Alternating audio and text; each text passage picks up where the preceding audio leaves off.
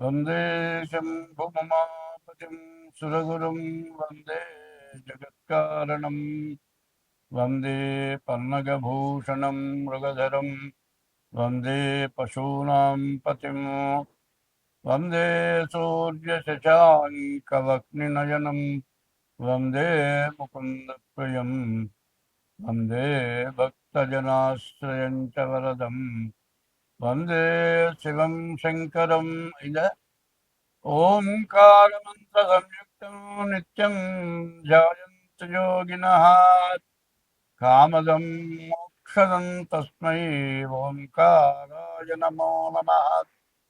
నమస్తే దేవదేవేశ, నమస్తే పరమేశ్వర, నమస్తే వృషభారూఢ నకారాయ నమో నమః. మహాదేవం మహాత్మానం మహాపాతకనాశనం మహాపాపహరం వందే మకారాయ నమో నమః. శివం శాంతం జగన్నాథం లోకానుగ్రహకారణం శివమేకం పరం వందే శ్రీకారాయ నమో నమః. వాహనం వృషభోజస్య వాసుకీ కంఠభూషణం వామి శక్తిహరం వందే వకారాయ నమో నమః. యత్ర కుత్ర స్థితం దేవం సర్వవ్యాపినమీశ్వరం యల్లింగం పూజయేన్ నిత్యం చకారాయ నమో నమః. 2026 సంవత్సరం ఆగస్టు నెల 8వ రాశి వృశ్చిక రాశి. ఈ వృశ్చిక రాశికి వచ్చేప్పటికల్లా గురువు, రవి, శుక్రుడు, ఈ 3 గ్రహాలు బాగుంది. విద్య, ఉద్యోగం బాగుంది. రవి బాగున్నాడు, విదేశాలు వెళ్ళటానికి బాగా అవకాశం ఉంది.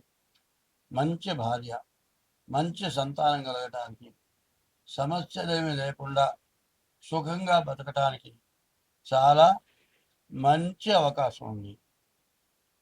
కానీ ఈ రాశికి అష్టమ కుజుడు, తర్వాత రాహువు, కేతువు, శని, ఈ 4 కూడా పాపగ్రహాలు. పాపగ్రహాల యొక్క స్వభావం ఎట్లా ఉంటుందంటే, ఈ పాపగ్రహాలు ఎప్పుడు కూడా పాపం చేయటానికి ఉన్నంత ఆనందం మంచి చేయటానికి ఉండదు. ఈ పాపగ్రహాలు ఎప్పుడు కూడా ఒక ఉదాహరణ చెబుతా. పిల్లికి చెలగాకంట, ఎలుక్కి ప్రాణ సంకటంట. పిల్లి ఎలుకను చంపుతుంది, పరిగెత్తిస్తుంది, తోక పట్టుకుంటుంది, ఇసి నాకేసుకుంటుంది, అది పరిగెత్తుంది.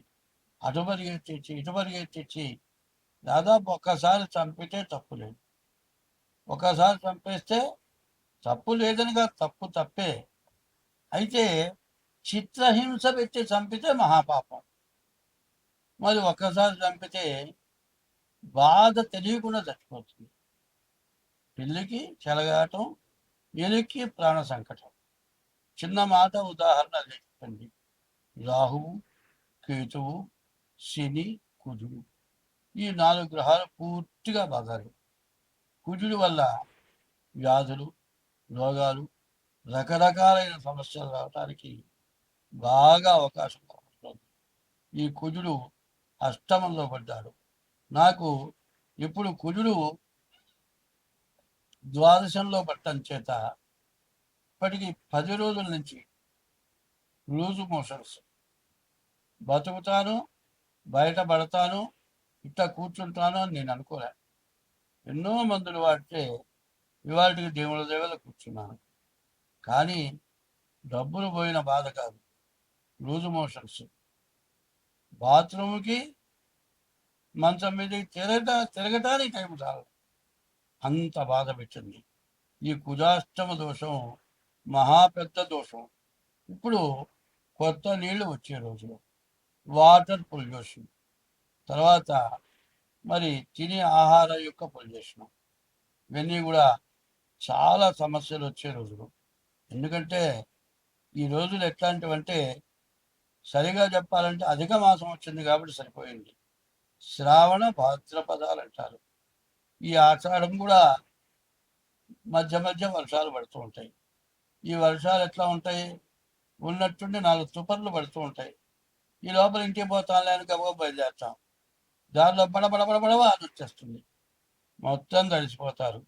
దీంతో జలుబు, దగ్గు, జ్వరం, విరోచనాలు, వాంతులు, ఇట్లా రకరకాలైన వ్యాధులు. ధర్మం ఒకటి ఉంది. ఎవరికిరా సీజన్ అంటే ఇప్పుడు డాక్టర్లకు సీజన్ అని చెబుతారు చాలామంది.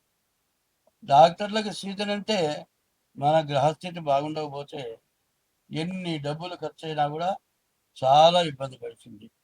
కాబట్టి ఈ రాశి వాళ్ళకి ఏం చెప్పాలి అంటే, పూర్తిగా అనారోగ్య సమస్యలు రావడానికి బాగా అవకాశం కనబడుతుంది.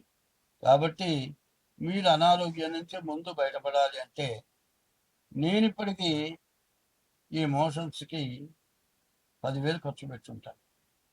10,000 ఖర్చు పెట్టినా కూడా మళ్ళీ లేచి కూర్చుంటానా, మళ్ళీ బతుకుతానా? ఎందుకంటే 80 ఏళ్ళ వయసు. ఈ వయసులో తగ్గుతుంది, లేచి కూర్చుంటాను అని నమ్మటానికి వీలు. కాబట్టి ఈ వయసులో చచ్చిపోతే కూడా బాధ ఏం లేదు. పోవటం ఏ బాధ లేకుండా పోతే మహా సంతోషం. కానీ చావకుండా బతకకుండా వేధిస్తుంచే టైం ఇది. కాబట్టి ఈ రాశి వాళ్ళు ముందుగా డేట్ ఆఫ్ బర్త్ ద్వారా జాతకం చేయించుకోండి. ముందు ఏమాత్రం అనుమానం వచ్చినా రక్త పరీక్ష, వైద్య పరీక్ష తప్పనిసరిగా చేసుకోండి. ఈ వృశ్చిక రాశి వాళ్ళు ఎంత జాగ్రత్త పడితే అంత మంచిది. స్వస్తి. ఇటువంటి దానాలు ఎవరు చేయటలేదు. దానాలు చేయకపోగా అందమైన ఆడపిల్లని హింసించడం, కనీసం 10 సంవత్సరాల లోపల పిల్లల్ని కూడా చెడగొట్టడం, ఇట్లాంటి మహాపాపమైన పనులు చేయటం వల్ల ఏలినాటి శనిలో ఎంత పుణ్యం చేసినా, ఎంత గ్రహశాంతులు చేసినా ఆ 7 సంవత్సరాల 6 మాసాల లోపల పడరాని కష్టాలని పడి చివరికి బతికి బయటపడతావా అన్నంత పరిస్థితి బాగా కనబడుతూ ఉన్నది. కాబట్టి ఈ మేషరాశి వాళ్ళు ఎంతో జాగ్రత్త పడి ముందుగా మీ డేట్ ఆఫ్ బర్త్ ద్వారా జాతకం చెప్పించుకోవడం చాలా అవసరం. మీకు ఇప్పుడు డబ్బులు వస్తాయి, డబ్బు బాగా సంపాదిస్తారు. ఎప్పుడు వచ్చే సంపాదన కంటే ఎక్కువ సంపాదన వస్తుంది. ధనమిచ్చిన మదమిచ్చును, మదమిచ్చిన దుర్గుణము మానక హెచ్చును. మొన్న ఈ మధ్య కూడా చెబుతున్నారు, కోటీశ్వరుడు ఓ పిల్ల కావాలని కోరుకున్నాడు. ఎన్ని విధాల ప్రయత్నం చేసినా ఆ పిల్ల ఇతని మాటలకు లొంగలేదు. చంపి ముక్కలు ముక్కలుగా నరికాడు. ఏమన్నా వచ్చిన ప్రయోజనం ఉందా? ఎప్పుడు కూడా ఎవడు ఎంత పుణ్యం చేసుకుంటాడో వాడికి తగినటువంటి భార్య దొరుకుతుంది అని శాస్త్రం చెప్తుంది.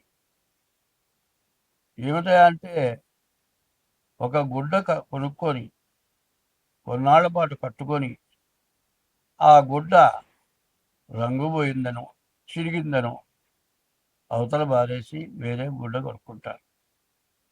కొత్త గుడ్డ కట్టుకుంటారు, పాత గుడ్డ పారేస్తారు. ఇవాళ ఆడ మనిషి అంటే అందం ఉన్నంతకాలం అనుభవించి తరువాత ఆ ఆడ మనిషిని వదిలిపెట్టడం, పరస్త్రీ వ్యామోహం కలగటం, ఇటువంటి దుర్గుణాల వల్ల మన భారతదేశం, మన హిందూ మతం అనాది మతం. ఈ అనాది మతంలో ఇటువంటి పనులు జరగటం లేదు. ఇంతకుముందు ఎప్పుడూ జరగలేదు. ఒక మగవాడికి ఒక్కతే భార్య, ఒక ఆడ మనిషికి ఒక్కడే భర్త.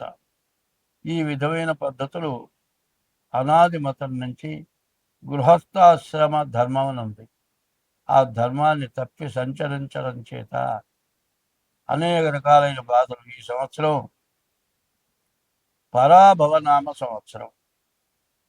ఎవడు ఏ తప్పుడు పని చేస్తాడో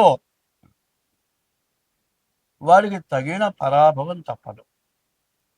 కాబట్టి ఈ మేషరాశి వాళ్ళు, ఎందుకంటే ఇది గోచారం, ఈ గోచారం 25 వంతులే జరుగుతుంది.